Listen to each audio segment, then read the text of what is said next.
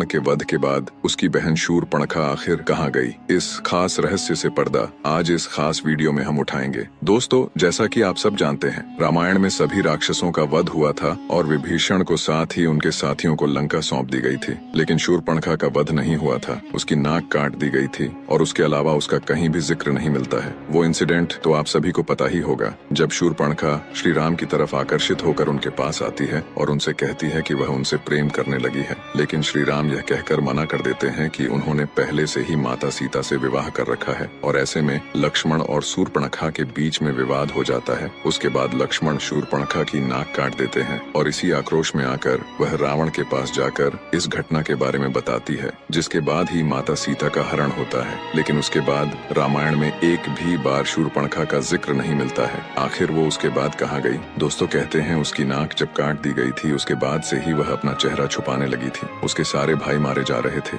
श्री राम के साथ युद्ध में परास्त हो रहे थे, तब वह एक आश्रम में छुप कर रह रही थी। रावण की मृत्यु के पश्चात वह दैत्य गुरु शुक्राचार्य के पास गई और जंगल में उनके आश्रम में रहने लगी। राक्षसों का वंश समाप्त न हो, इसलिए शुक्राचार्य ने शिव जी की आराधना की। तब शिव जी ने अपना स्वरूप शिवलिंग शुक्राचार्य को देकर कहा कि जिस दिन कोई वैष्णव इस पर गंगा जल चढ़ा देगा, उस दिन राक्षसों का सर्वनाश हो जाएगा। उस आत्मलिंग को शुक्राचार्य ने वैष्णव अर्थात हिंदुओं से दूर रेगिस्तान में स्थापित किया। जी हाँ, जिसे आप मक्का मदीना भी कहते हैं। शूरपणखा जो उस समय चेहरा ढक कर रहती थी, उसे एक परंपरा के रूप में उसके बच्चों ने उसे पूरा निभाया और आज भी उस परंपरा की संवाहक महिलाएं चेहरा ढक कर रहती हैं। दोस्तों, अगर इतिहास की माने और साथ ही साथ हमारे धर्म ग्रंथों की बात की जाए, यानी शुक्राचार्य ग्रंथ की बात की जाए, तो शूरपणखा के वंशज करांतर में अब्राहिम धर्म के अनुयायी है। दैत्यों के जीवन दान के फलस्वरूप को अनुयायी शुक्रवार को विशेष महत्व मानते हैं। इसमें दोस्तों, आपका क्या मानना है कि सच में शूरपणखा आज अरब देश में रहती है, यानी कि उसके वंशज आज अरब देश में रहते हैं? इस बात पर आप अपनी